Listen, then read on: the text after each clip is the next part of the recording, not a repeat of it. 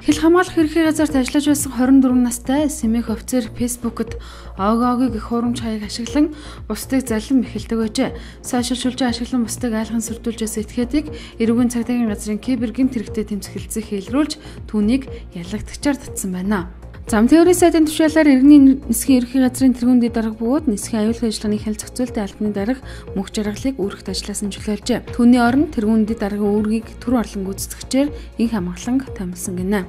Улаанбаатар хотын агаарын бохирдлыг бууруулах арга хэмжээний хүрээнд засгийн газраас өнгөрсөн жил гэр хорооллын айлрахуудад хэрэгэлсэн шөнийн захиалгааны терапиг тэглэх шийдвэр гаргасан. Энэ шийдвэр 2017 оны 1-р сарын 1-ээс эхэлж 3 сарын хугацаанд хэрэгжсэн. Дээрх хугацаанд айлрахууд нийт 2 тэрбум төгрөгийн хөнгөлөлт үзүүлжээ.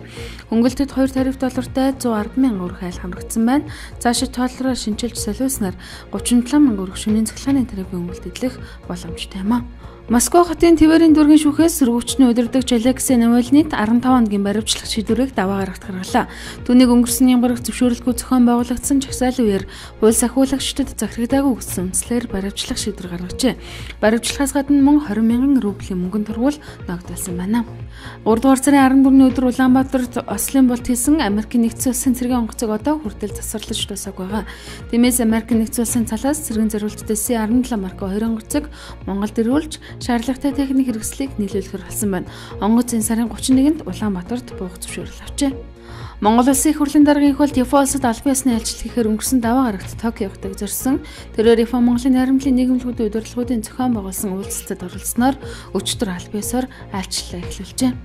Дэлхийн банкны экспертүүд Улаанбаатар хотод ажиллаж байна. Тэд өчигдөр нийслэлийн засаг даргын өргөтгсөн зөвлөлийн гишүүн бөгөөд бизнесийн болон төрийн бас байгууллагын төлөөлөгч, нийслэлийн хөрөнгө оруулагчдын эрх ашигыг хамгаалах зөвлөлийн гишүүдэд хөрөнгө оруулалтын шинтгэлийн зураглал, хөрөнгө оруулагчдын гомдлыг шийдвэрлэх механизмын талаар мэдээлэл өгч, хөрөнгө оруулалтын орчны өнөөгөө зохицуулалтын талаар мэдээлэл солилцжээ.